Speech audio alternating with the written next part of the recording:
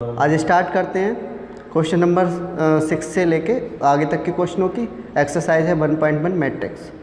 ठीक है, जैसे कि क्वेश्चन मैंने ले लिया है कि समीकरण दे रखा है a माइनस का b 2a प्लस सी 2a माइनस का b और 3c प्लस का d इक्वल टू एक मैट्रिक्स दे रखी है माइनस का 1 5 0 और यहाँ पर दे रखा है 13 से a b c तथा d के मान ज्ञात करना है। ठीक है, जब इसका मान ऐसा प्रश्न अक्सर एग्जाम में मिल जाता है। देखिए, सबसे पहले हम क्या करेंगे, इसको नीचे लिख लेंगे सॉल्यूशन में।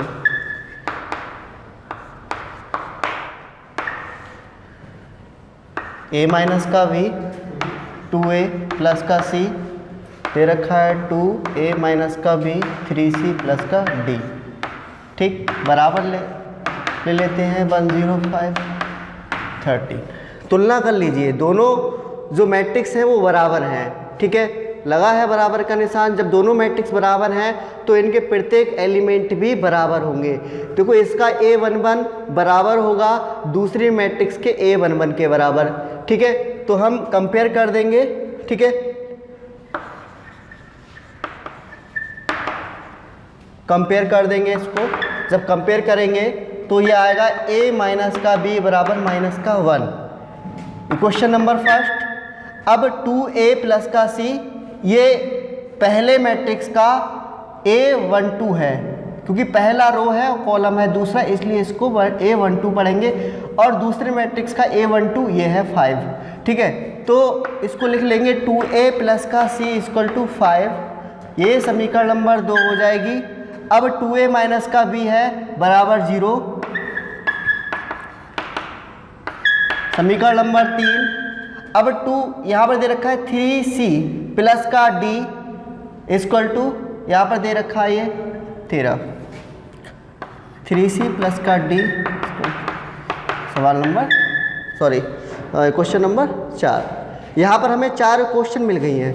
ठीक है, और जब भी हम चार चरों के मान ज्ञात करते हैं, जैसे हमारे पास 4 दे रखे हैं a b c और d, 4 चर दे रखे हैं और चारों चर की वैल्यू जब निकालनी होती है और हमें 4 इक्वेशन दे रखी होती हैं, तो हम चारों चरों के मान निकाल सकते हैं। किस प्रकार निकालेंगे, देखिए यहाँ पर a माइनस का b बराबर माइनस का 1 है। ठीक है, और यहाँ दे रखा है 2a माइनस का b बराबर 0। ठीक है, ये भी a b में समीकरण है और ये भी a b में समीकरण है। ठीक है, तो यहाँ पर हम लिख लेंगे कि टेकिंग इक्वेशन 1 एंड 3, अर्थात इक्वेशन 1 एंड 3 लेने पर। ठीक, जब हम इसको लिखेंगे ऊपर नीचे लिख लेते हैं। a माइनस का b बराबर माइनस का 1 है और 2a माइनस का b इक्वल टू दे रखा है 0। ठीक, विलोपन लगा देंगे, इसमें लिख देंगे घटाने पर। घटाने पर इसलिए लिखा है क्योंकि यहाँ पर ये माइनस का b, यहाँ पर माइनस का b है। ठीक है, सेम चिन्ह है इसलिए घटाने पर लिखेंगे, चिन्ह बदल जाएंगे। ये प्लस का था, यह माइनस का हो गया, ये माइनस का था प्लस का हो गया। ठीक, और ये माइनस का। अगर यहाँ पर बाई चांस ऐसा हो सकता था कि ये माइनस का भी नीचे प्लस का भी होता, ठीक है, तो हम यह जोड़ने पे लिखते। ठीक, इससे ये कैंसिल हो जाएगा। अब a है, ये प्लस का माइनस का है 2a, तो माइनस का a मिलेगा यहाँ। ठीक, अब यहाँ पर माइनस का 0 है और माइनस का 1, तो माइनस का 1 ही मिलेगा यहाँ। ठीक, माइनस से माइनस कैंसिल, a बराबर हमें मिल चुका है 1। अगर हम a का मान समीकरण देख लीजिए 1 में रख दो। ठीक है, क्या किया हमने, putting the value of a in question first. ठीक, तो ये आ जाएगा a का मान समीकरण 1 में रखा है, a का मान है क्या, 1 है। माइनस का v इक्वल टू माइनस का 1।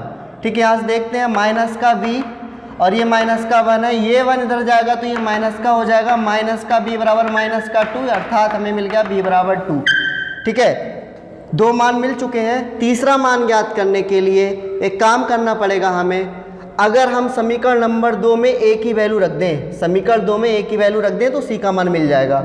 ठीक है, लिखेंगे कि a का मान पुनः लिख देते हैं, पुनः a का मान समीकरण 3 में ठीक है, सॉरी समीकरण 2 में रखने पर,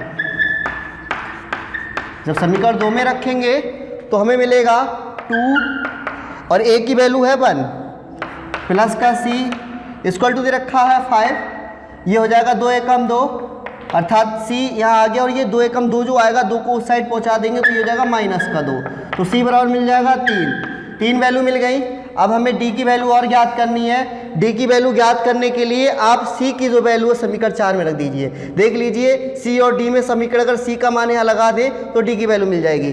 ठीक है, ये हो जाएगा 3 गुणा 3 प्लस का d इक्वल टू हो जाएगा 13, तो यहाँ से मिल जाएगा d इक्वल टू 13, ये 3 3 9 9 उधर जाएंगे माइनस के 9 हो जाएंगे और इधर मिल जाएगा 4, अर्थात हमें a equal to b equal to c equal to और d इक्वल टू चारों वैल्यू मिल चुकी हैं। a का मान 1 आया है, ठीक है, b की वैल्यू जो आई है वो 2 आई है और c की वैल्यू 3 आई है और d की वैल्यू 4 आई है। ये क्वेश्चन हम ज्ञात कर चुके हैं। ठीक है, क्वेश्चन का आंसर भी आ चुका है। Thank you. आगे बात करते हैं 8 से 10 क्वेश्चंस की। ठीक है, 8 से 10 जो क्वेश्चन है वो मल्टीपल चॉइस हैं। ठीक, तो 8वां क्वेश्चन दे रखा है a इक्वल टू aij। ठीक है, एक मैट्रिक्स है aij, ठीक है, और जिसका ऑर्डर है m क्रॉस n और कहा जा रहा है वर्ग आव्यूह है, वर्ग आव्यूह है। 4 इसमें विकल्प दे रखे हैं। 4 विकल्प क्या दे रखे हैं देख लीजिए। एक पहला विकल्प दे रखा है, इस पे दे रखा है कि a इक्वल टू m बड़ा होगा n से। ठीक है, फिर दे रखा है m बड़ा होगा n से। c दे रखा है कि m इक्वल टू n और d दे रखा है इनमें से कोई नहीं। ठीक है, देखिए इसमें क्या है कि अंदाज नहीं लगाना है आपको। ठीक है, सबसे पहली बात ये अंदाज से क्वेश्चन पे मतलब टिक नहीं करना है, आपको देखना है, कॉन्सेप्ट लगाना है। कॉन्सेप्ट बाई बात करेंगे। देखिए जैसे कि यहाँ पर दे रखा है एक जो मैट्रिक्स है वो है aij और m क्रॉस n, यानी ऑर्डर है, एक मैट्रिक्स इस प्रकार की है aij दे रखा m क्रॉस n। देखिए m जो है वो इंडिकेट करेगा नंबर ऑफ रोज। ठीक है, नंबर ऑफ रोज, और n जो है वो इंडिकेट करेगा नंबर ऑफ कॉलम। ठीक, अब अगर ये वर्ग आव्यूह होगा, वर्ग आव्यूह की जो परिभाषा है वो होती है कि जब किसी भी आव्यूह में number of rose number of column बराबर हो, ठीक है, तो क्या होगा, वर्ग आव्यूह होगा। अब number of row number of column, यानी कि नंबर ऑफ रो क्या है, m है, और नंबर ऑफ कॉलम क्या है, n है। तो m बराबर जब n होगा, number of row equal to number of column होगा, तभी तो वर्ग आव्यूह होगा, अन्यथा नहीं होगा। तो देख लीजिए विकल्प कौन सा सही है, ये विकल्प बिल्कुल करेक्ट है। देखते हैं बच्चों अगला क्वेश्चन दे रखा है, 9th क्वेश्चन दे रखा है कि x तथा y के प्रदत्त किन मानों के लिए आव्यूह के निम्नलिखित युग्म समान होंगे। यानी x और y के किन मानों के लिए, x और y के किन मानों के लिए ये दोनों जो आव्यूह युग्म दे रखे हैं ये समान होंगे, किन मानों के लिए समान होंगे, चर्चा करते हैं इस पे। देखिए सबसे पहले हम क्या करते हैं, इन दोनों को, जब इनकी बात हो रही है, ये दोनों युग्म कब समान होंगे, x के किन मानों के लिए बराबर होंगे, तो हम दोनों युग्मों को बराबर लिख लेंगे। ठीक है, इसके क्वेश्चन में देखिए सॉल्यूशन देना है इसको। 5, ठीक, पहला मैट्रिक्स मैंने लिख दिया, दूसरा मैट्रिक्स लिख देते हैं 0 8 बाई माइनस का 2 और 4। ठीक, दोनों लिख गए। अब हम से पूछा है कि x के किन मानों के लिए, ठीक है, किन मानों, देखिए मैंने कहा था कि दोनों युग्म कैसे हैं, समान के लिए हमें देखना है, दोनों युग्मों को समान, किन मानों के लिए समान, दोनों को मैंने बराबर लिख रखा है। जब बराबर लिख रखा है तो पहले मैट्रिक्स का a11 दूसरे मैट्रिक्स के a11 के बराबर होगा और दूसरे मैट्रिक्स का a12, ठीक है, पहला रो दूसरा कॉलम बराबर होगा दूसरे मैट्रिक्स के पहले रो के और दूसरे कॉलम के, यानी कि a12 के। ठीक, देखिए ये हो जाएगा 3x प्लस का, कंपेयर कर दिया मैंने, मैं लिख देता हूँ यहाँ कंपेयरिंग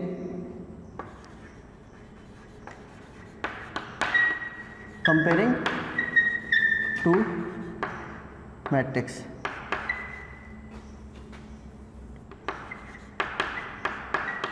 ठीक, दोनों मैट्रिक्स की मैं कंपेयर कर रहा हूँ। ठीक है, 3x प्लस का 7 इक्वल टू, आप यहाँ पर लैंग्वेज अपने हिसाब से कुछ भी लिख सकते हैं। आप हिंदी में लिख सकते हैं कि दोनों मैट्रिक्स की या दोनों आव्यूहों की कंपेयर करने पर या तुलना करने पर, दोनों आव्यूहों की तुलना करने पर आप ऐसा भी लिख सकते हैं। आप अपनी तरह से जैसे मर्जी वैसे लिख लें, बस आपको क्या करना है, कॉन्सेप्ट जो मैं लगा रहा हूँ वही लगाना है। ठीक है, 3x प्लस का 7 इक्वल टू, मैंने 0 लिखा है, ये समीकरण नंबर 1 हो गई। और 5, ये वाला जो 5 है वो y-2 के बराबर होगा, तो मैं इसको लिख देता हूँ उल्टा करके, y-2 बराबर 5 लिख देता हूँ, कोई दिक्कत नहीं है, आप ऐसा लिख लीजिए इसको। और y प्लस का 1 बराबर 8 होगा, y प्लस 1 इक्वल टू कितना हो जाएगा, 8 हो जाएगा, ये समीकरण नंबर 3 है। और 2 माइनस का 3x इक्वल टू हो जाएगा 4। ठीक है, अब देखिए क्या करेंगे। ठीक है, हमें निकालना है x और y के मान, पूछा जा रहा है x और y के किन मानों के लिए दोनों युग्म मैट्रिक्स युग्म जो दे रखे हैं दोनों आव्यूह युग्म बराबर होंगे, किन मानों के लिए, x के किन मानों के लिए बराबर होंगे, x और y के किन मानों के लिए। देखिए ये दे रखा है 3x प्लस का 7 बराबर 0। देखिए इसमें एक ही वेरिएबल है x सिर्फ। ठीक है, तो क्या करेंगे, ऐसा करते हैं 3x प्लस का 7 इक्वल टू, जब 0 करेंगे, ठीक है, यह लिख देंगे समीकरण, ठीक है, 1 लेने पर, जब समीकरण 1 लिया है हमने, ठीक है, जब समीकरण 1 लेने पर लिखा है हमने, तो ये होगा 3x प्लस का 7 बराबर 0, और 3x बराबर आएगा माइनस का 7, और x बराबर आ जाएगा माइनस का 7/3। ठीक है, अब हम क्या करते हैं, समीकरण 2 ले लेते हैं। ठीक है, समीकरण 2 से लिख देंगे, समीकरण 2 से। ठीक, जब समीकरण 2 ले लिया हमने, समीकरण 2 से क्या होगा, y-2 बराबर 5 होगा, तो ये जाएगा y इक्वल टू 7। ठीक है, y की वैल्यू मिली हमें। ठीक, अब हम समीकरण 3 ले लेंगे। समीकरण 3 लेने पर क्या होगा, देखिए y प्लस का 1 इक्वल टू कितना दे रखा है, 8 दे रखा है, y इक्वल टू फिर से आ जाएगा 8 माइनस का 1, y इक्वल टू 7 आ जाएगा।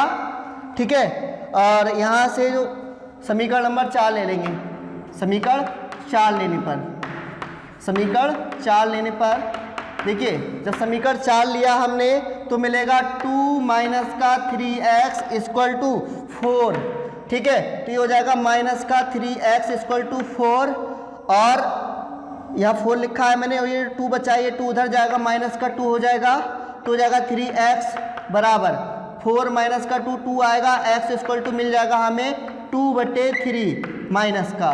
अब आप ये एक बात देखिए, क्या जो हमने x और y की वैल्यू निकाली, ठीक है, हमें x की वैल्यू यहाँ पर माइनस का 7/3 प्राप्त हुई, और y की वैल्यू 7 यहाँ पर प्राप्त हुई, और 7 ही यहाँ पर। ठीक है, लेकिन x की जो वैल्यू है यहाँ पर माइनस का 2/3 यानी कि चेंज प्राप्त हुई है, अलग प्राप्त हुई है।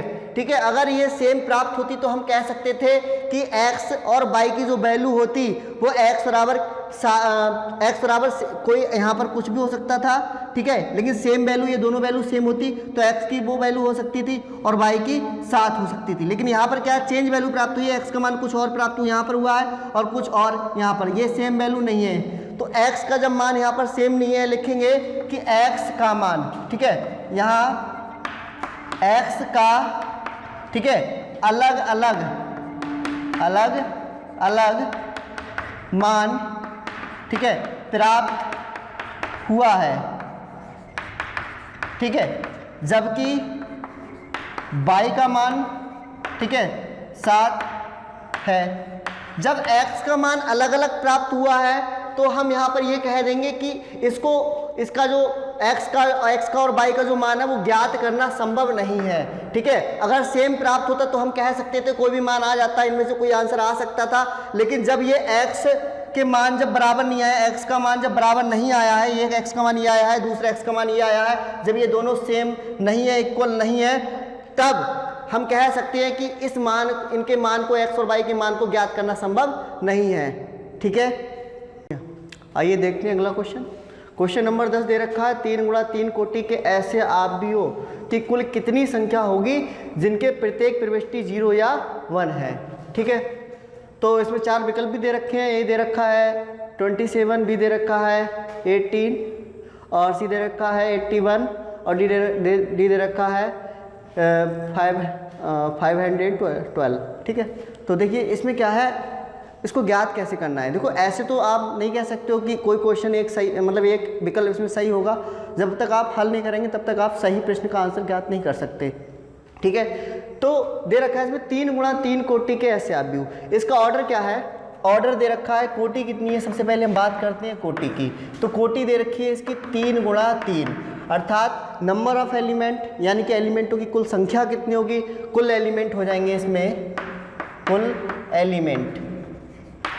एलिमेंट हो जाएंगे 9। अब कुल एलिमेंट 9 है इसमें और दे रखा है जिनकी प्रविष्टि 0 या 1 है। 0 या 1 यानी कि 2 अंक हैं, इसका मतलब है 2 अंक है हमारे पास, 2 अंक पढ़ेंगे इसको, 0 और 1 2 संख्याएं हैं। ठीक है, तो हम इसमें 9 एलिमेंट है, एक एलिमेंट को रखने के तरीके जो होंगे वो 2 तरीके से हम एक आव्यूह में रख सकते हैं। एक एलिमेंट को 2 तरीके से हम आव्यूह में रख सकते हैं। एलिमेंट हमारे पास कितने हैं, 9।